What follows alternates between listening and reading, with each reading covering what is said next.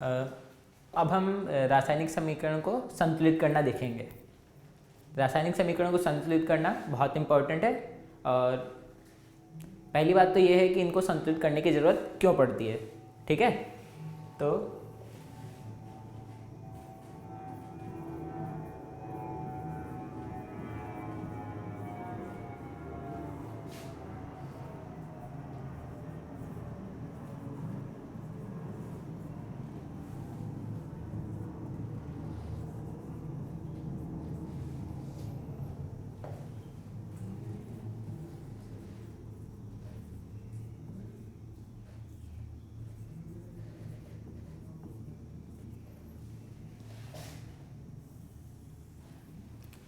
रासायनिक समीकरण को संतुलित करने का मेन रीज़न है द्रव्यमान संरक्षण का नियम।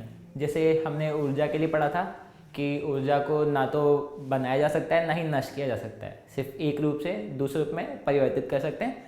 वैसे ही द्रव्यमान संरक्षण का नियम आता है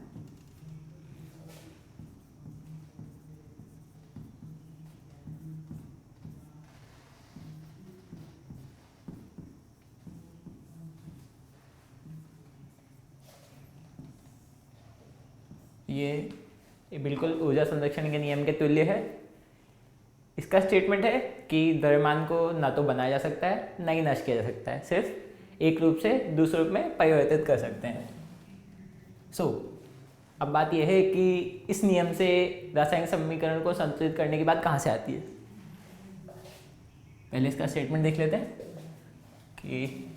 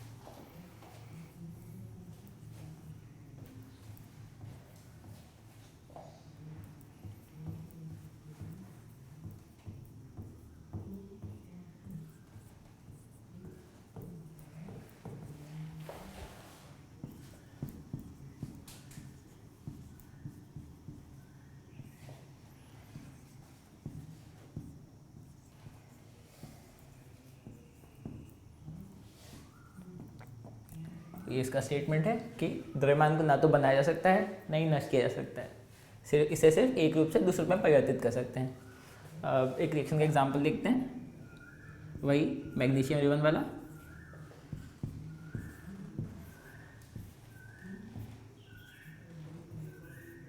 ठीक है, तो इसके अनुसार जितना द्रव्यमान यहाँ था उतना ही इस तरफ भी होना चाहिए। ठीक है, तो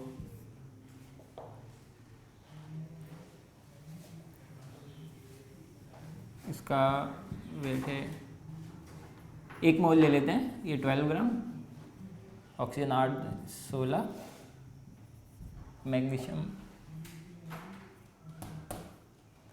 12 20 हो रहा है। अब ये रिएक्शन बैलेंस नहीं है और ये द्रव्यमान संरक्षण के नियम का ही पालन नहीं करती क्योंकि द्रव्यमान अलग अलग है। अब इसको बैलेंस करके देखते हैं, ये इधर और ये। ठीक है, तो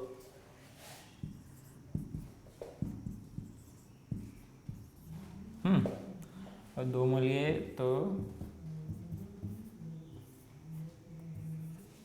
अभी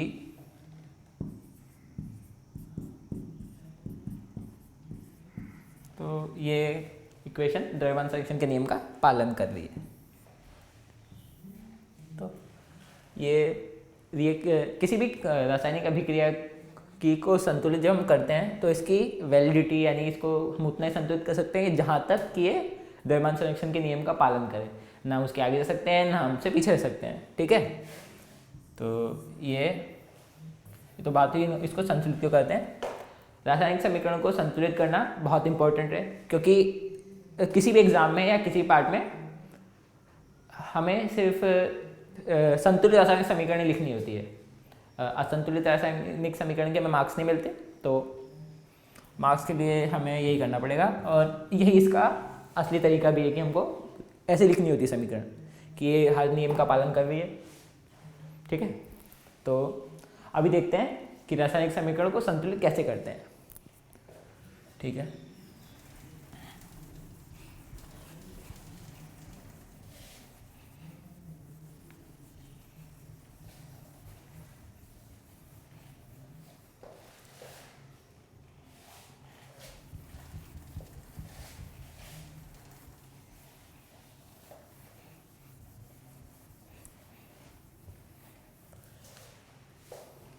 ठीक है, तो एनसीईआरटी में जो रासायनिक समीकरण को संतुलित करने का तरीका दिया हुआ है वो है हिट एंड ट्रायल विधि या निरीक्षण विधि।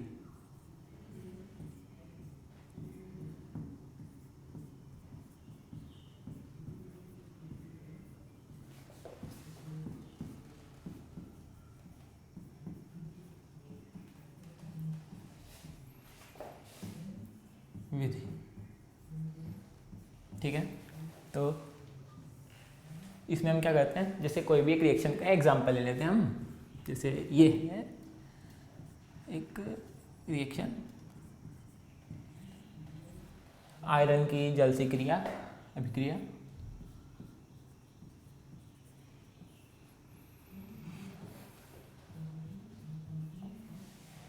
तो ये रिएक्शन में बैलेंस नहीं है, हमें दिख रहा है कि इधर एक Fe है, इधर 3 है। तो इसको बैलेंस करने का तरीका जो हिट एंड ट्रायल विधि, इसका हम यूज़ करते हैं। तो सबसे पहले हम इसमें क्या करते हैं, स्टेप 1 पे आते हैं, ठीक है। तो ये जितने भी ये तत्व दिए या पदार्थ दिए हुए हैं, इनको हम बॉक्स में पैक कर देते हैं। जैसे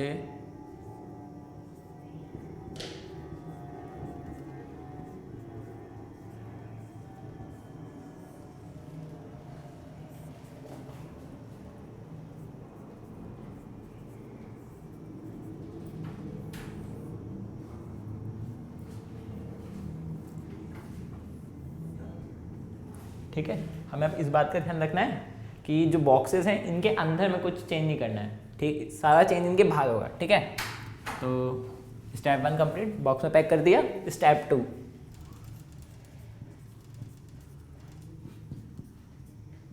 अब इसके अंदर जितने भी मतलब तत्व हैं उनके परमाणु की हम एक लिस्ट या सारणी बना लेंगे और उनको उनमें उत्पाद और अभिकारकों में जो उनके परमाणु हैं उनको सारणी में रख देंगे, ठीक है। तो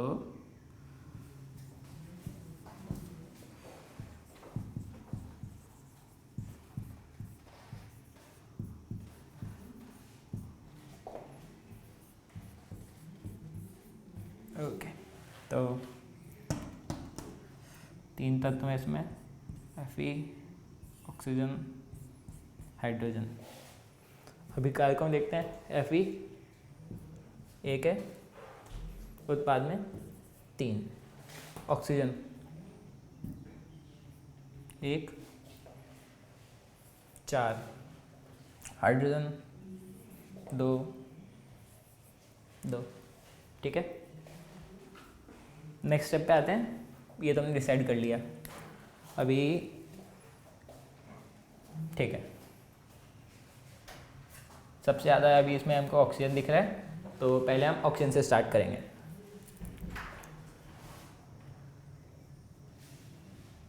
ठीक है, तो भी नहीं बताते हैं, स्टेप 3 ऊपर शुरू कर देते हैं,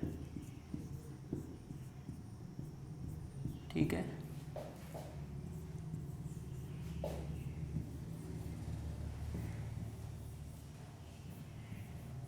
ठीक है, पहले हमको ऑक्सीजन बैलेंस करनी है क्योंकि सबसे ज़्यादा ऑक्सीजन है।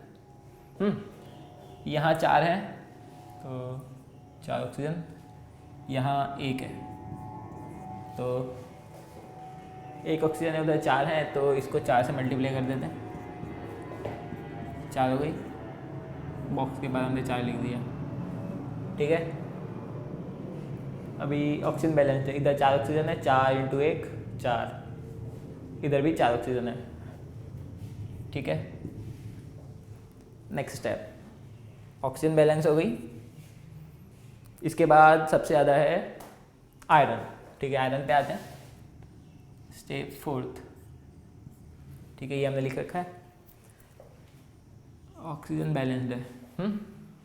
ठीक है, तो अभी आयरन का बैलेंस करना है। यहाँ है 3 Fe, यहाँ है 1 Fe। ठीक है, तो 1 को 3 करने के लिए इसे 3 से मल्टीप्लाई कर देते हैं, यहाँ हमने 3 लिख दिया, इधर भी 3 Fe, इधर भी 3 Fe, ये बैलेंस्ड है। ठीक है,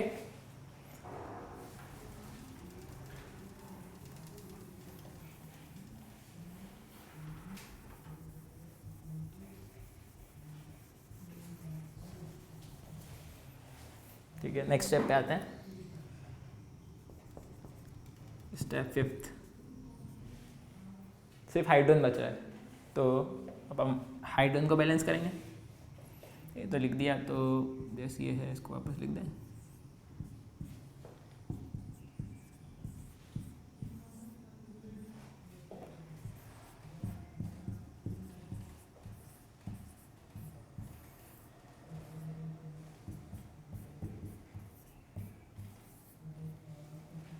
यहाँ 4 था, यहाँ 3 था। ठीक है, अब हाइड्रोजन बचा हुआ है, हमको हाइड्रोजन बैलेंस करना है। तो इस साइड कितना हाइड्रोजन है, 4 × 2। ठीक है, तो 8 हाइड्रोजन है। इस साइड हैं 2 हाइड्रोजन, ये 4 इससे दोनों से मल्टीप्लाई हो रहा है, तो यहाँ हाइड्रोजन भी 4 दूनी 8 और ऑक्सीजन भी 4 है। ठीक है, इधर 2 हाइड्रोजन है। अब 2 को 8 करने के लिए क्या करेंगे, 4 से मल्टीप्लाई कर दिया, 8 हाइड्रोजन, ये 4 यहाँ आ गया। ठीक है, तो iron balance, oxygen balance, hydrogen balance, तो ये बैलेंस केमिकल रिएक्शन या संतुलित रासायनिक अभिक्रिया हो गई है, यानी अभी संतुलित है।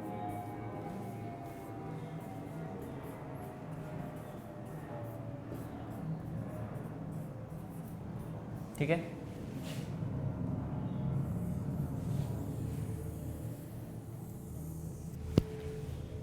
ठीक है।